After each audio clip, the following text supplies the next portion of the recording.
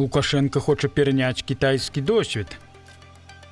Лукашенко прыехаў у Еўропу, але ёсць нюанс. Да чаго рыхтуюцца сілавікі Лукашэнкі? Суседзі адгароджваюцца ад Беларусі. На канале Нехта Плюс навіны па-беларуску пра Беларусь. Добры дзень. Падчас перамоваў са старшынёй Кітайскай Народнай Рэспублікі Сі Цзіньпінам Александр Лукашенко заявіў, што хоча пераняць досвед Китая. И политически, и в устройстве государства мы должны у вас что-то перенять. Ён выказаў сваё захапленне ўзроўню развіцця краіны пад кіраўніцтвам камуністаў. Вы просто молодцы. Гигантское развитие Китайской Народной Республики, организация, дисциплина, все по месту. Никто зря нигде не ходит. Люди занимаются конкретным делом. А далей ён выказаў шкадаванне, што Савецкі Саюз у свой час адмовіўся ад сталінскай спадчыны. Когда-то Советский Союз и Китай очень дружно выстраивали ту модель, которую вы сейчас не потеряли, которая у вас действует при организации и руководстве Китайской Народной Республики. Мы, к сожалению, многое утратили. И сегодня уже тот, кто над этим думает, серьезно понимают, что мы очень многое потеряли. Я вас поздравляю, что вы по-китайски мудро, аккуратно, без революций и потрясений ведете свою страну к той цели, которую вы определили. Адзначым, што добрыя адносіны паміж СССР і КНР былі толькі пры Сталіну, а ўжо пры Хрушчову яны сапсаваліся і не былі адноўленыя да апошніх гадоў існавання Савецкага Саюза. А вось Лукашенко зайздросціць кітайскай мадэлі кіравання з яе жорсткай дысцыплінай. 3 верасня Александр Лукашенко прыме ўдзел у святочных мерапрыемствах, прысвечаных 80-годдзю перамогі над Японіяй і заканчэнню Другой сусветнай вайны. Ён будзе назіраць за парадам на плошчы Цяньаньмэнь. Гэта плошча сумна вядомая ва ўсім свеце. На ёй з 15 красавіка па 4 чэрвеня 1989 года праходзілі мірныя пратэсты, дзе галоўнымі ўдзельнікамі былі студэнты. Гэтыя пратэсты былі жорстка падаўленыя з дапамогай агнястрэльнай зброі і танкаў. Тады было забіта некалькі тысяч чалавек. У Кітаі і зараз не дазваляецца ўзгадваць тыя падзеі. Тут Лукашэнку ёсць чаму павучыцца. Відаць, ён памятаў пра гэта яшчэ ў 2020 годзе.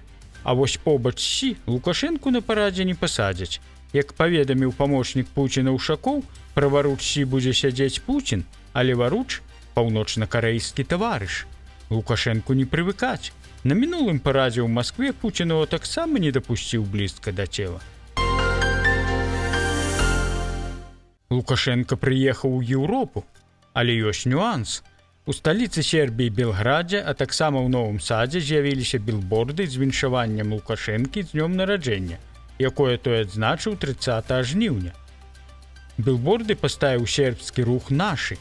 Яны кажуць, што хочуць паказаць традыцыйныя сувязі паміж Сербіяй і Беларуссю і нагадаць, што ў складаных палітычных умовах Сербія павінна падтрымліваць сваіх шчырых саюзнікаў.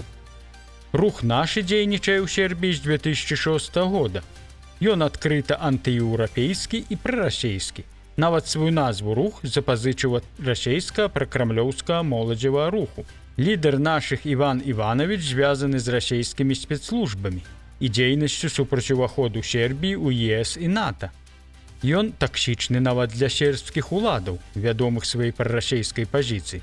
За час палітычнай дзейнасці Іванович неаднаразова выклікаўся ў паліцыю, прайшоў праз суды і атрымліваў адміністрацыйныя пакаранні. Такія вось у Лукашэнкі сябры ў Сербіі. Досыць саступак. Туск і фон дэр Ляйен наведалі польска-беларускую мяжу і правялі там сумесную прэс-канферэнцыю.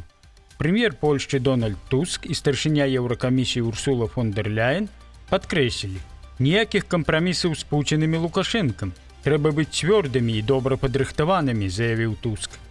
Фон дэр Ляйен адзначыла: Пуцін драпежнік, стрымліваць яго можна толькі сілай. Еўрапейскі звяз прапануе новы 7гадовы бюджэт з трохразовым павелічэннем выдаткаў на ахову межаў, кіраваннем міграцыяй і абарончай інвестыцый. Лідары наведалі крынкі на мяжы з Беларуссю, агледзелі ўсходні шчыт і мадэрнізаваную сталёвую агароджу з электроннымі сродкамі кантролю. Еўразвяз заклікае дзейнічаць хутка, салідарна і рашуча. Гэтая сустрэча стала часткай еўрапейскага турнэ Урсулы фон дэр Ляйен, падчас якога яна плануе наведаць еўрапейскія дзяржавы, што маюць межы з Расеяй і Беларуссю. Тым часам і іншыя суседзі працягваюць адгароджвацца ад Беларусі. На днях Літва ўсталявала зубы дракона на мяжы з Беларуссю і Расеяй. На неактыўных дарогах і каля некаторых пунктаў пропуску ўсталявалі супрацьтанкавыя перашкоды з бетону ў форме пірамід, так званых зубоў дракона. Гэта частка будучай балтыйскай абарончай лініі, якая павінна скараціць рызыку сухапутнага ўварвання і абмежаваць дзеянні варагуючых дзяржаў. Пачынаем з тактычнага ўзроўню, канкрэтных перашкод на мяжы. Потым аб'яднаем у адзін інжынерны сцэнар, сказаў галоўнакамандуючы літоўскай арміі генерал Раймундас Вайкшнорас. На дарогах, каля некаторых пунктаў, перашкоды ўжо стаяць, а каля дзейных у лёгкадаступных месцах, каб пры неабходнасці хутка ўвесці іх у дзеянне. Усяго на мяжы з Літвой 6 пунктаў пропуску, але працуюць толькі 2. На ногі паднятыя ўчастковыя, пад асобы кантролю узята прылеглая тэрыторыя, арганізаванае дзяжурства дарожных інспектараў, у поўнай гатоўнасці групы хуткага рэагавання. Што ж такого здарылася ў Беларусі? Можа, прыбраліся дыверсанты з суседняй краіны? Што за небяспека пагражае краіне? Адказ просты. 1 верасня дзеці пойдуць у школу. В связи с проведением 1 сентября во всех учреждениях общего среднего образования торжественных мероприятий, посвященных началу учебного года, органами внутренних дел организован комплекс оперативно-профилактических мероприятий. Для обеспечения безопасности и предупреждения преступлений и правонарушений в каждой школе запланировано дежурство сотрудников милиции. Предусмотрено усиление пропускного режима. Под особый контроль будет взята прилегающая территория с задействованием патрульных нарядов и экипажей ГАИ. В целях оперативного пресечения противоправных действий привлекаются группы быстрого реагирования. Што ж такого здарылася ў краіне за апошні час, што на свята ведаў трэба задзейнічаць групы хуткага рэагавання?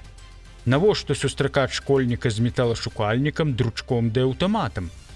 Хутчэй за ўсё для таго, каб на свята ведаў, кожны школьнік ведаў, у якой краіне ён жыве і якая будучыня яго чакае. Швейцарская кампанія Штадлер адмовілася пастаўляць цягнікі для беларускай чыгункі. Перамовы паміж кампаніямі сапраўды былі, але кантракт так і не падпісалі. Раней паведамлялася, што беларуская чыгунка можа атрымаць 65 саставаў, 30 электрацягнікоў і 35 дызельных. Пасля санкцый у 2022 годзе завод Штадлер Мінск у Фаніпалі амаль спыніў вытворчасць. Кампанія застаецца 100% уласнікам і чакае, калі санкцыі здымуць, каб аднавіць працу. У афіцыйным каментары Штадлер падкрэслілі: «Мы цалкам выконваем санкцыі. У цяперашніх умовах ні пастаўка, ні вытворчасць цягнікоў у Беларусі немагчымыя». Раней улады Беларусі казалі, што на завод могуць прыйсці расейскія інвестары, але канкрэтных крокаў пакуль няма. Штадлер працуе на беларускім рынку з 2014 года. Беларусы едуць ваяваць за Расею, часта праз галечу і адчай. Нават разумовая адсталасць не перашкаджае. Больш за 700 беларусаў, што змагаюцца ці змагаліся на баку Расеі, ідэнтыфікаваў украінскі праект «Хачу жыць». Частка з іх загінула, частка трапіла ў палон. Чаму яны гэта робяць?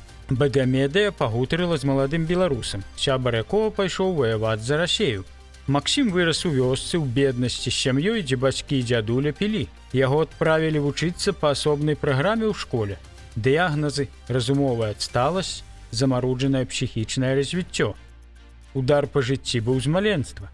Бацькі працавалі на ферме, невялікія заробкі тут жа прапівалі. Часам у доме не было чаго есці. Пасля прапановы кантракту з расейскай арміяй, дзе абяцалі адразу выплаціць 3 мільёны рублёў, ён падпісаў яго не вагаючыся, без медкамісіі, без выбару. Невялікае навучанне, і ён ужо салдат. Жывы пакуль, перапісваецца з сябрам. Але ён на фронце, і група штурмавікоў перад ім ужо загінула. Праект «Хачу жыць» ідэнтыфікаваў 742 беларусаў расейскай арміі, 96 ужо загінулі. Гэта толькі тыя, пра кого вядома дакладна. Большасць трапляе ў кантрактную армію праз беднасць і сацыяльную ўразлівасць, а не праз ідэалогію. На гэтым у нас усё. Стаўце лайкі, каментуйце, дзяліцеся гэтым відэа. Калі вы ў бяспецы, вядома. Калі не, то проста распавядайце пра нас сваім знаёмым. Мы працуем для вас. Плённага вам працоўнага тыдня. Да сустрэчы на канале Нехта Плюс. Жыве Беларусь!